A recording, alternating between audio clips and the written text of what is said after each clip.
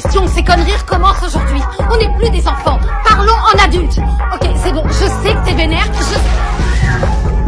Tu crois qu'on doit s'interposer? Elle a fait de la prison, mais elle supporte pas le Ice Bucket Challenge. Fiona et Yann se disputent la propriété de l'église. Fiona veut transformer l'église en bien immobilier commercial. Elle espère augmenter la valeur des propriétés environnantes. Son objectif est de sortir définitivement sa famille de la pauvreté. Yann prévoit de louer l'église comme refuge pour aider les adolescents sans abri. Yann explose de colère en apprenant que Fiona est sa concurrente. Les jeunes n'ont pas besoin d'aide des artistes, c'est d'un toit dont ils ont besoin. Ils sont en danger. Ils sont pas en danger, c'est eux le danger, Yann.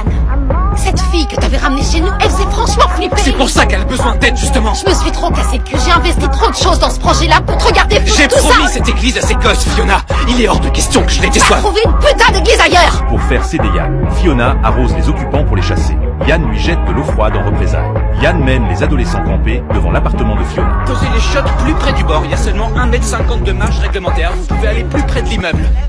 Je veux qu'elle puisse sentir l'odeur de la merde. Quand Yann n'est pas là, Fiona rassemble tous les enfants.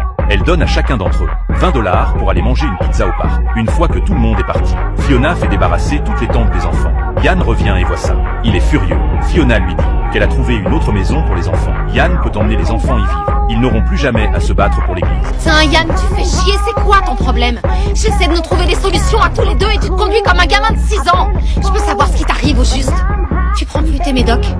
De quoi? T'as bien entendu, tes médocs. Est-ce que tu les prends?